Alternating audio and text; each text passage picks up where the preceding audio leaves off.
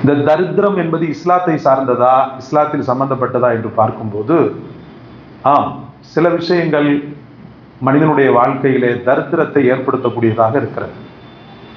அந்த தரித்திரத்திற்கு காரணம் என்ன என்று பார்க்கும்போது அவன் செய்த சில விஷயங்கள் தான் அந்த தரித்திரத்தை அவன் வீட்டுக்கு இழுத்து கொண்டு வந்து விடும். சகோதரர்களே, அந்த ஒரு கான்செப்டை இந்த உலகத்திற்கு அல்லாஹ் சொல்ல வேண்டும் என்பதற்காகத்தான் இன்று ஓதப்பட்ட ஹாபிஸ் அவர்கள் ஓதிய அந்த ஆயத்துக்களில் பிமா கசபத் ஐதீக்கும், நீங்க வமா அசாபக்கும் முசீபத்தின் பபிமா கசபத் ஐதீக்கும், உங்களை தொடக்கூடிய அத்தனை துன்பங்களுக்கு காரணமே நீங்கள் தான் என்று அல்லாஹ் சொல்கிறார். அல்லாஹ் தான் துன்பத்தை தருகிறவன், அல்லாஹ் தான் இன்பத்தை தருகிறவன், மாற்று கருத்துக்கு இடமில்லை.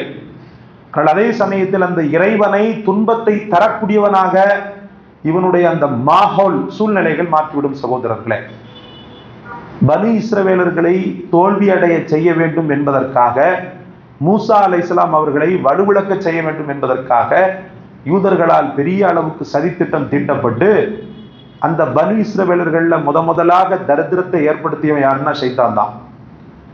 அங்குள்ள மக்கள்கிட்ட மனித ரூபத்தில் சென்று அவர்களை நீங்க வெல்லணும்னு சொன்னா மதியால வெல்ல முடியாது, ஏன்னா மதியில பெரிய மதி மூசா அங்க இருக்கிறார். அதனால அவங்களுக்குள்ள ஒரு பெரும் குழப்பத்தை ஏற்படுத்த, தரித்திரத்தை ஏற்படுத்தக்கூடிய செயலை உங்களுக்கு நான் போதிக்கட்டுமா அப்படின்னு கேட்கிறான்.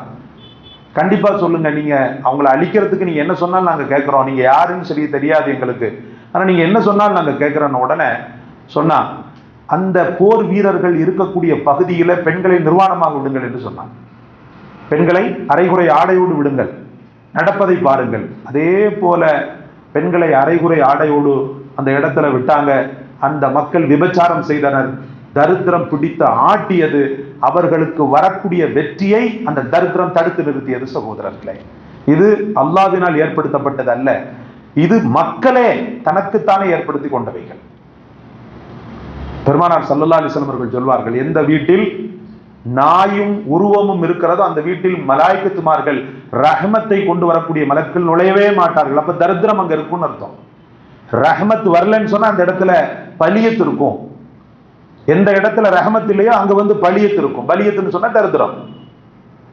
சில பேர் பாத்தீங்கன்னு சொன்னா இந்த அவார்டு வாங்கின அந்த போட்டோஸ் எல்லாம் வச்சிருப்பாங்க. அது என்னமோ ஒரு பெரிய, எல்லாரும் வந்து அதை பார்க்கணும், நம்மளை கேட்கணும் அப்படின்னு நினைக்கிறாங்களா, அல்லது அப்படிலாம் ஒண்ணுமே கிடையாது. சகோதரர்களே, உங்களுடைய அவார்டு மற்றவர்களிடத்துல நீங்க சொல்வதில் தான் இருக்கிறதே ஒழிய பார்ப்பதில் அல்ல.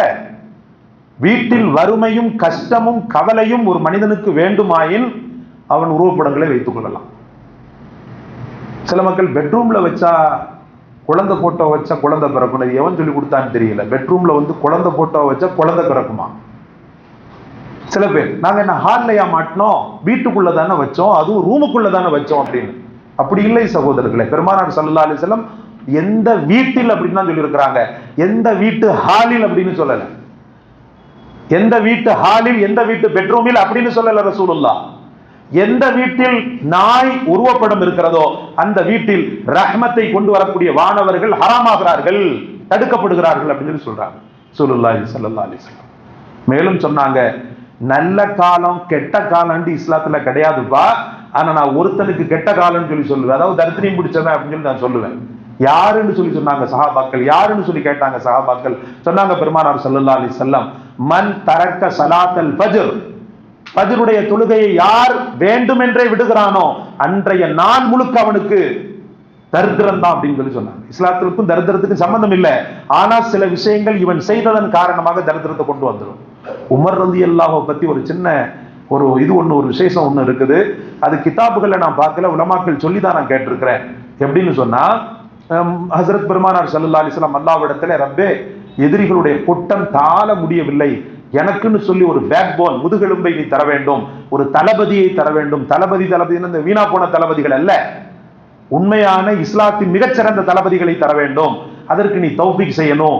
யா அல்லாஹ், எனக்கு ஒண்ணு உமரை கொடு, அப்படி இல்லைன்னு சொன்னா அபூ ஜஹலை கொடு அப்படின்னு சொல்லி கேட்டாங்களாம். அப்பதான் ஜிப்ரீல் அலைஹிஸ்ஸலாம் அவர்கள் அந்த ஈமான அவருக்கு ஏற்படுத்தணும் அப்படின்றதுக்காக அல்லாஹ் ரப்புல் ஆலமீன் இந்த ரெண்டு பேர்ல யாரை நீ தேர்ந்தெடுக்கிறியோ அந்த நபருக்கு கொடுப்போம்னு சொல்லிட்டு இறைவன் சொன்னதாக சொல்லப்படுகிறது. அப்ப ஜிப்ரீல் அலைஹிஸ்ஸலாம் அவர்கள் முதலில் சென்ற வீடு அபூ ஜஹலின் வீடு. அந்த அபூஜஹல் எந்த நிலைமையில இருந்தான்னு சொன்னா தூங்கிக்கிட்டு இருந்தான். எப்படி படுத்திருந்தான்னா கவுந்து படுத்திருந்தான். அந்த இப்லீஸினுடைய படுக்கை, ரசூல் சொல்லுவாங்க, இப்லீஸினுடைய படுக்கை இந்த குப்புறப்படுக்கிறது, நரகவாதியின் படுக்கை குப்புறப்படுக்கிறது. நம்மள அறியாம நைட்ல படுத்துட்டோம்னா ஒண்ணுமில்ல, அந்த நேரத்துல குற்றம் பிடிக்கப்படாது. நாம படுக்கும் போதே என்ன செய்யக்கூடாது, குப்புறப்படுத்தக்கூடாது. இப்லீஸின் படுக்கை நரகவாதியின் படுக்கை என்று சொல்லப்படுது. அந்த படுக்கையை அவன் படுத்திருந்தான். டக்குன்னு என்ன செஞ்சிட்டாங்க, அவாய்ட் பண்ணிட்டாங்க. அதுக்கடுத்து உமரை போய் பார்த்தாங்க. உமர் வன் காபிரா இருந்தார். அப்போ வன்னெஞ்சம் படைத்த காபிராக இருந்தார். ரசூலை கொல்ல துடித்தார்.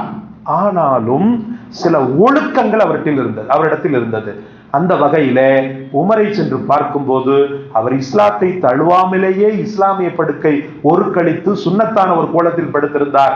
மனம் ஒப்பி போன ஹசரத் ஜிப்ராயில் அல்லாஹ்விடத்திலே, ரப்பே இவருக்கு ஹிதாயத்தை கொடுப்பதற்கு தகுதி படைத்தவர் அப்படின்னு சொன்னதாக கவுல்கள் உலமாக்களின் வாயிலாக நம்ம கேட்டிருக்கிறோம். கிதாபுகள்ல நம்ம பார்க்கல, உலமாக்கள் உஸ்தாத்மார்கள் சொல்லி நாங்க கேட்டிருக்கிறோம். ஆக அன்பிற்குரியவர்களே, ஒரு படுக்கை தரித்திரத்தை ஏற்படுத்தும். எந்த வீட்டில் பெண் கூச்சலிடுவாளோ அந்த இடத்தில் வறுமை ஏற்படும். கத்தக்கூடிய பெண்கள் சைக்கோ மாதிரி ஓன்னு கத்துறா. ஏன்னா சௌத்து நிசாயி ஹயாவும், பெருமானார் ஸல்லல்லாஹு அலைஹி வஸல்லம் சொன்னாங்க, பெண்ணின் குரல் கூட மறைக்கப்பட வேண்டியதுன்னு. ஆனா ஒரு வீட்டுல ஒருத்தி கத்தி பேசுறான்னு சொன்னா அந்த வீட்டுல தரித்திரம் பிடித்து ஆட்டுகிறது. எந்த வீட்டில் தொழுகை முற்றிலும் இல்லையோ, பெண்களுடைய தொழுகையும் இல்லை, ஆம்பளையாவது சுன்னத்தான தொழுகையாவது வீட்டுல போய் தொழுகணும், தஹஜ்ஜத் தொழுகணும், எதுவுமே இல்ல, வீடு தொழுகையற்ற வீடாகவே இருக்கிறது சொன்னா அந்த வீட்டில் இப்லீஸின் கொட்டம் அதிகமாகும் சகோதரர்களே. அதுக்கு பாசிட்டிவானதுன்னு சொன்னாங்க ரசூலுல்லாஹி ஸல்லல்லாஹு அலைஹி வஸல்லம். எந்த வீட்டில் சூரா பக்ரா ஓதப்படுகிறதோ அந்த வீட்டை ஷைத்தான் அதனுடைய முற்றத்தை கூட நெருங்குவதில்லை சொன்னாங்க. அதனால ஏதாவது ஒரு நேரங்கள்ல சத்தமிட்டு சூரா பக்ரா ஓதுங்க. ஒரு மாதிரி வீடு இருக்குது, ஏதோ ஒண்ணு ஒரு சம்திங் ராங் அப்படின்னு சொல்லிட்டு தொடர்ந்து ஏதாவது ஒரு கவலைகளும் கஷ்டங்களும் நோய்களும் நொடிகளும் நொம்பலங்களும் தொடர்படியான ஆஸ்பத்திரி செலவுகள் இருக்குன்னு சொன்னா ஏதோ ஒண்ணு ரஹ்மத்திற்கு மாற்றமாக இங்க இருக்கிறது, ஷைத்தானுடைய ஆக்கிரமிப்பு இருக்கிறது என்று நீங்களா டிசைட் பண்ணி நீங்க என்ன பண்ணுங்க, சூரா பக்ராவை சத்தமிட்டு ஓதுங்கள் சகோதரர்களே, சத்தமிட்டு ஓதுங்கள். அப்படி நீங்கள் ஓதும் போது ஷைத்தானுக்கும் தரித்திரத்திற்கும் வேலை இல்லாமல் போய்விடுகிறது. அல்லாஹ் ரப்பல் ஆலமீன் எந்த ஒன்றையுமே அவன் தருவதில்லை, நாம் செய்யக்கூடிய சில வினைகளின் காரணமாக நாமே தேடிக்கொள்கிறோம். அதான் அல்லாஹ் சொல்கிறான், வமா அஸ்ஸாபக்கும் மின் முஸீபத்தின் ஃபபிமா கஸபத் ஐதீக்கும், நீ கரங்களால் சம்பாதித்ததன் காரணமாக, நீ கரங்களால் சில விஷயங்களை செய்ததன் காரணமாக உனக்கு துன்பங்கள் தொடுகிறது என்று அல்லாஹ் சொல்கிறான். அல்லாஹ் அப்படிப்பட்ட ஒரு சூழல் இல்லாமல் நாம் செய்யக்கூடிய அனைத்து காரியங்களும் ரஹ்மத்தை மட்டும் நமக்கு தரட்டுமாக, பரக்கத்தை மட்டும் தரட்டுமாக, தௌலத்தை மட்டும் தரட்டுமாக. எந்த நேரத்திலும் தரித்திரத்தின் கோர பிடியில் நம்மையோ நம் குடும்பத்தையோ நம் வம்சத்தையோ அல்லாஹ் எந்த காலத்திலும் விழாதிருக்க செய்வானார்.